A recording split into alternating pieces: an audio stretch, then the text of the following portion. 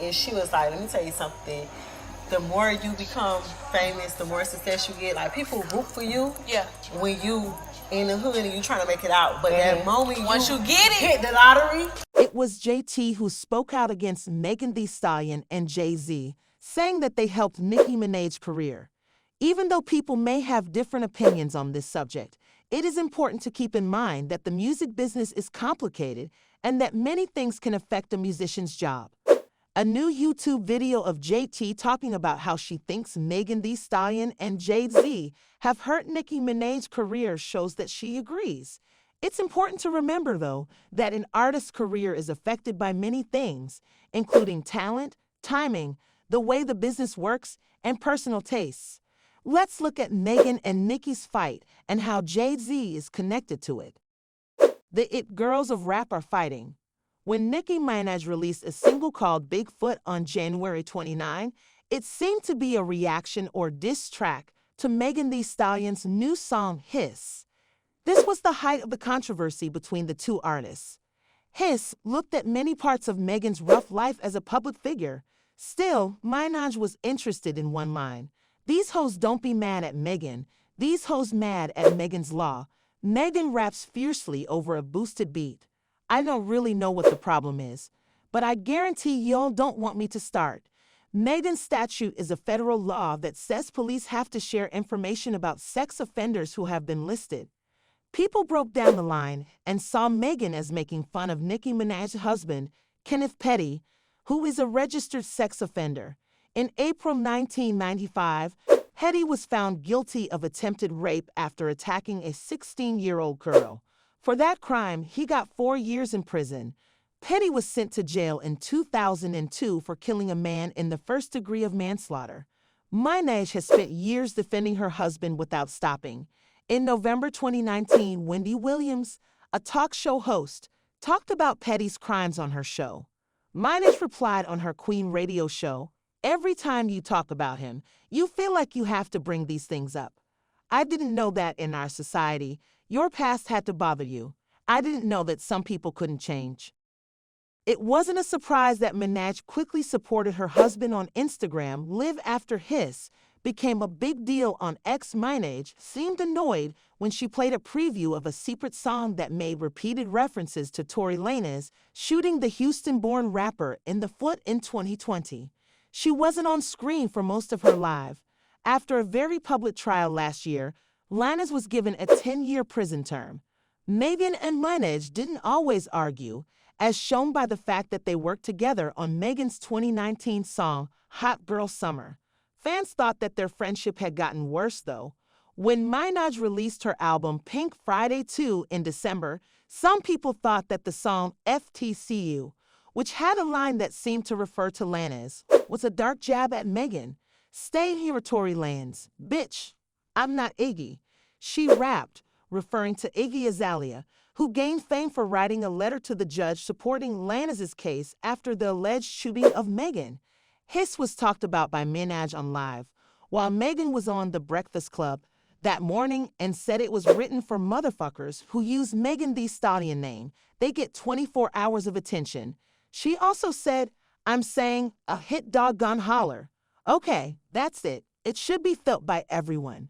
Bigfoot, Minaj's new song, came out on January 29, but she shared most of its harsh words on Instagram Live and X over the weekend. It was said that she complained that Megan had won Grammys, but still needed to learn how to rap on the beat and be comfortable with the music. Megan's Law line got Minaj's attention. She said, "You're bringing up 30-year-old T from when this man was 15.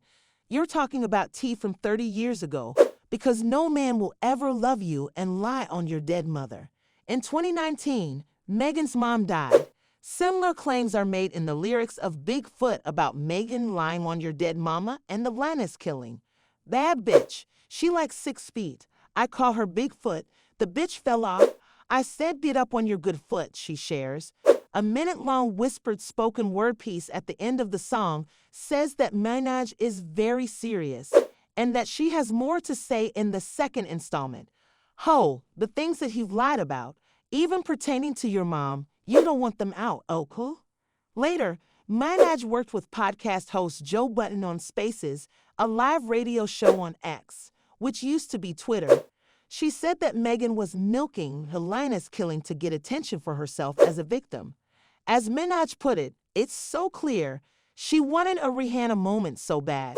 It was asked what Rihanna moment Minaj was talking about, and she dodged the question by saying that the answer could be found on Google. From the fact that Minaj then compared Rihanna's interview with ABC News to Megan's interview with Gayle King on CBS Morning, it's likely that she was talking about Chris Brown's attack on Nicole in 2009. Nia told the crowd, Rihanna would never milk. You could tell she wanted to move on with her life. People bashed her for not dragging it out. Minaj also said Megan lied to King during their interview because Megan first said she hadn't had sex with Lanez, but later said she had a close but not exclusive relationship with him during the trial. Rihanna knows she was a superstar with or without controversy, said Minaj. She's loved, with or without controversy, sympathy.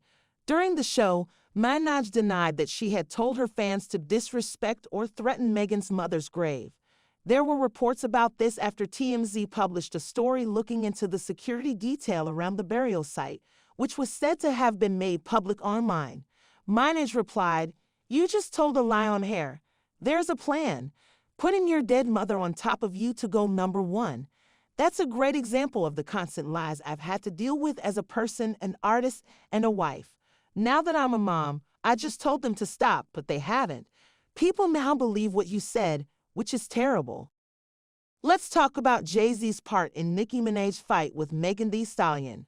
Someone who likes to stir up trouble, Azealia Banks, has now given her opinion on what part Jay-Z played in Nicki Minaj's current fight with Megan Thee Stallion. Banks did what she always does on February 1. She went live on Instagram to share her thoughts. She says that Minaj is mad at the Houston Hi-Ho because she wanted to be a Roc Nation girl. In 2019, Megan Thee Stallion signed with Roc Nation as a management client.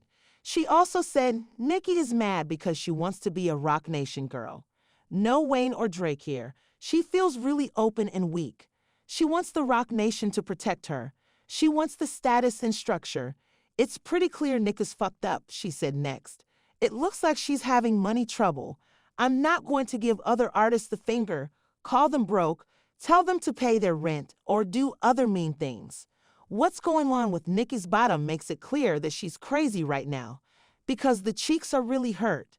Megan Thee Stallion has said that she might have to call Hova if the head barb keeps spending too much money. The Houston native attacked her rap rival on the live radio app Stationhead, which Minaj also uses. She told her, Don't make me call Roc Nation. This seemed to be a response to Nicki's recent claims that Megan's label, which was started by Jay-Z, pays people to say bad things about her on social media and uses bots to push Megan's song Hiss, which started the fight, as we explained. Nicki's direct line on Bigfoot seemed to be answered by Tina Snow, who said, If we go #1, bitch, I might put the straw back in the Hennessy. She was talking to Hiss, which was competing for the top spot on the Billboard Hot 100. It looked like this was a reaction to the line, Your flow is such a bore/drinking a bottle of Henny through a straw. Well, that was all from our side. Thanks for watching this video.